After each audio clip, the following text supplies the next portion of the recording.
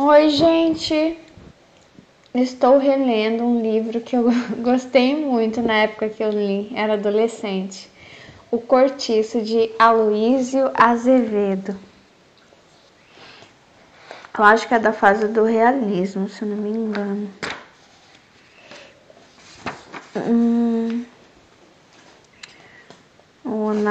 Peraí. Eu não sei se é realismo ou naturalismo que ele se enquadra. Não, naturalismo. O realismo, ele são histórias que contam mais sobre a nobreza e o naturalismo sobre as classes pobres. E aí, tem um casal aqui que eu vou contar para vocês. Imagina você casar com uma pessoa e você ter que pagar por ela. É sobre isso. Eu fiquei pensando, meu Deus, que coisa estranha, sabe? Eu sei que antigamente tinha um tal do dote, mas não tô falando disso. Tô falando de você ter que comprar a pessoa mesmo. Tem que pagar pela pessoa. Que é o caso desse casal. E é que a gente vive hoje entre pessoas livres, né? A escravidão, ela é proibida, mas há bem pouco tempo era uma realidade. Então, muitas pessoas se apaixonavam, né? Homens se apaixonavam por mulheres que não eram livres, que eram escravos. Então, eles literalmente tinham que comprar essa esposa, que é o caso desse João Romão. Bertoleza trabalhava forte. A sua quitanda era a mais bem afreguesada do bairro. De manhã vendia angu e à noite peixe frito e iscas de fígado. Pagava de jornal a seu dono 20 mil réis por mês. E apesar disso, tinha de parte quase que o necessário para a alforria. Ela era escrava ainda. Um dia, porém, o seu homem, depois de correr meia légua puxando uma carga superior às suas forças, caiu morto na rua, ao lado da carroça, estrompado como uma besta. Meu Deus do céu! João Romão mostrou grande interesse por esta desgraça. Fez-se até participante direto dos sofrimentos da vizinha. E com tamanho empenho a lamentou, que a boa mulher o escolheu para confidente das suas desventuras. Abriu-se com ele, contou-lhe a sua vida de amofinações e dificuldades. Seu senhor comia-lhe a pele do corpo. Não era brinquedo para uma pobre mulher ter de escarrar para ali todos os meses 20 mil réis em dinheiro, e segredou-lhe então o que tinha juntado para sua liberdade e acabou pedindo ao vendeiro que lhe guardasse as economias, porque já de certa vez fora roubada por gatunos que lhe entraram na quitanda pelos fundos.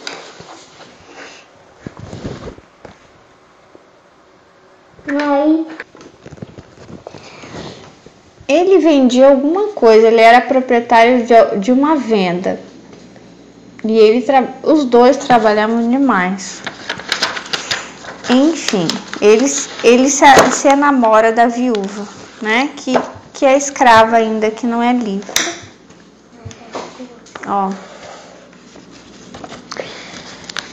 Ela tinha muito dinheiro, só que ela não poderia ter dinheiro no nome dela, porque ela era escrava, né? Daí em diante, João Romão tornou-se o caixa, o procurador e o conselheiro da crioula. No fim de pouco tempo, era ele quem tomava conta de tudo que ela produzia e era também quem punha e dispunha dos seus pecúlios. E quem se encarregava de remeter ao senhor os 20 mil réis mensais. Abriu-lhe logo uma conta corrente, e a quitandeira, quando precisava de dinheiro para qualquer coisa, dava um pulo até a venda e recebia-o das mãos do vendeiro, de seu João, como ela dizia. Seu João debitava metodicamente essas pequenas quantias num caderninho, em cuja capa de papel pardo lia-se, mal escrito em letras cortadas de jornal ativo e passivo de Bertoleza. E por tal forma foi o taverneiro ganhando confiança no espírito da mulher, que esta afinal nada mais resolvia só por si e aceitava dele, cegamente, todo e qualquer arbítrio. Por último, se alguém precisava tratar com ela qualquer negócio, nem mais se dava o trabalho de procurá-la, ia logo direto a João Romão. Quando deram fé, estavam amigados. Ele propôs-lhe morarem juntos e ela concordou de braços abertos, feliz em meter-se de novo com o português, porque, como toda cafusa, Bertoleza, mestiço de negro e índio. Bertoleza não queria sujeitar-se a negros e procurava instintivamente o homem numa raça superior à sua. Eu acho que nessa época eles tinham um empenho de embranquecer, né,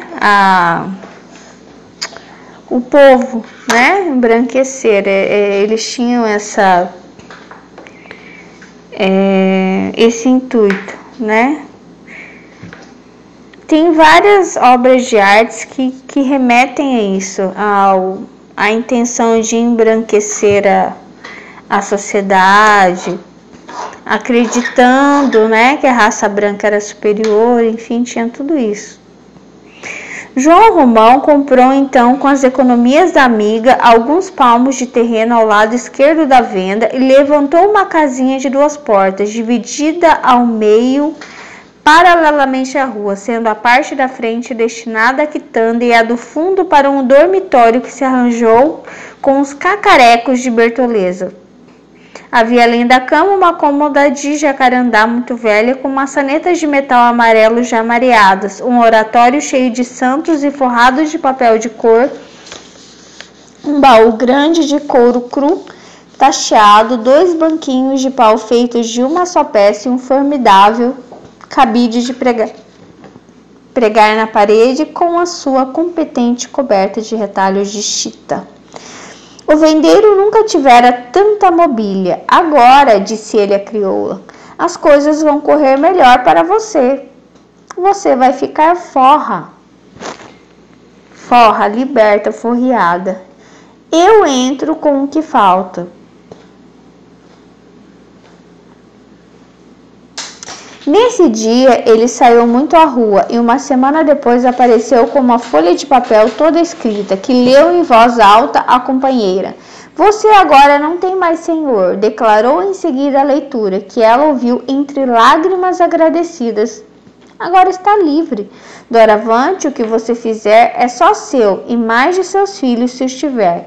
Acabou-se o cativeiro de pagar os 20.000 réis a peste do cego.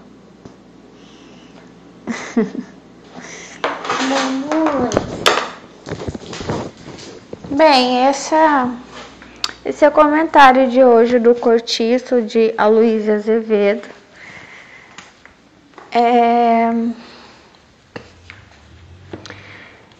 Comprar alguém, né? Comprar a liberdade de alguém, né? Hoje soa muito estranho, mas naquela época muitas pessoas fizeram isso, não só para se casarem, mas muitas vezes porque gostavam da pessoa e queria ver a pessoa forreada. Às vezes tinha dinheiro sobrando e ia comprando pessoas para simplesmente libertar essas pessoas, sabe? Comprar só com o intuito de ver a pessoa livre, alforreada, né? E esse casal aqui, no caso, eles deveriam ter a idade semelhante, parecida, né? A mesma idade, eles eram vizinhos, então ali eles foram gostando um do outro, enfim. E eles tinham, acho que, profissão semelhante, né? Os dois tinham venda, né? Ela tinha quitanda, ele tinha uma venda e eram vizinhos de comércio ali também.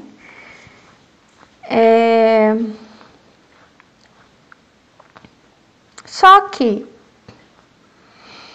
eu tô me lembrando, e eu vou comentar com vocês,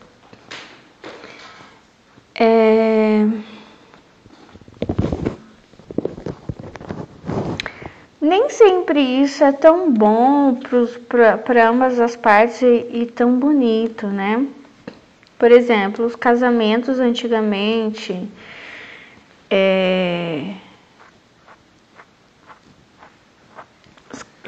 com pagamento de dote, que os pais escolhiam, como agora eu li para vocês da historinha da Bela Adormecida, onde os dois têm idade parecida, né? São que de 5 a 10 anos no máximo de diferença entre eles.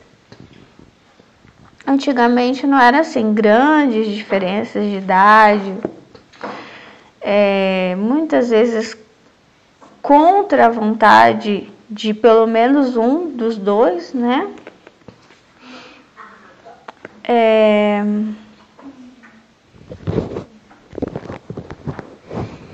Enfim,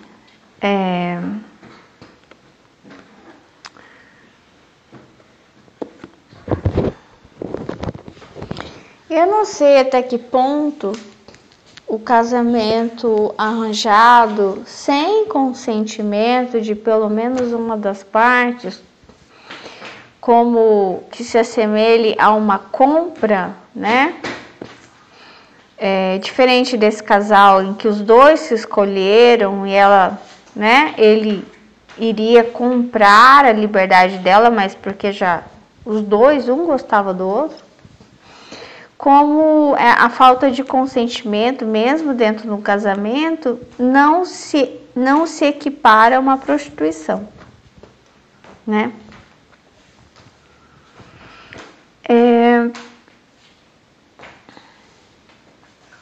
E aí eu me lembrei de uma situação que eu descobri lá no Japão conversando, né? Conversando com uma colega minha filipina de como as pessoas que muitas vezes desejavam adentrar ali naquele país e não tinham visto, faziam um meio um pouco diferente para conseguir isso, né?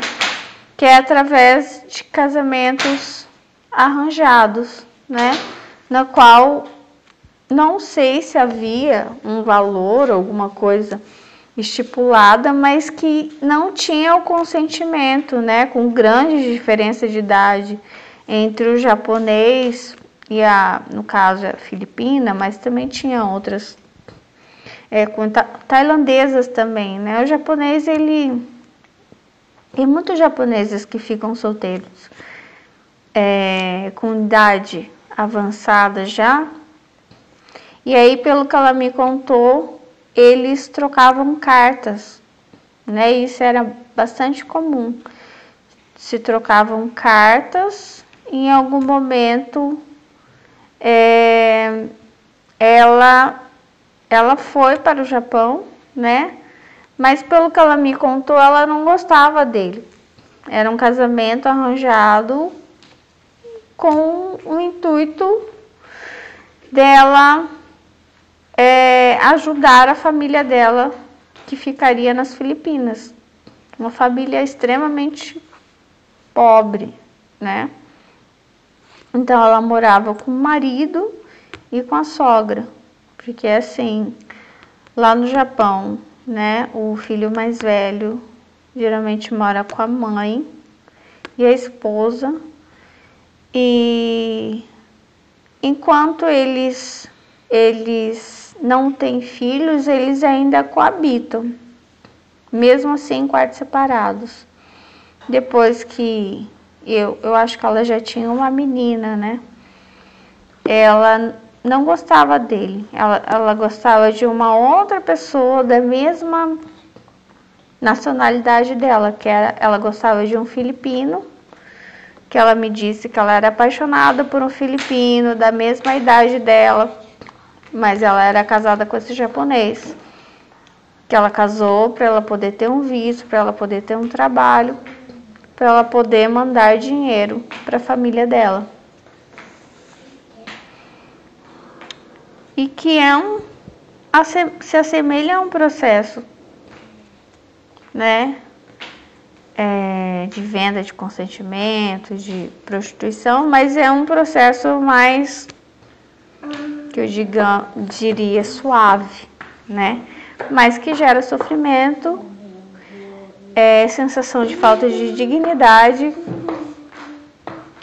e prisão também, por mais que a pessoa pense, né, que é livre, não é livre, né? É diferente desse casal que eles se escolhem, eles resolvem a questão dela não ser alforriada, ela agora é livre para ter o dinheiro dela, para ter uma conta no nome dela. Não é o mesmo caso, né? De quando as pessoas casam sem se amarem de verdade, por algum outro interesse que não seja a própria vontade de construir uma história juntos. É isso. Tchau, Deus abençoe vocês.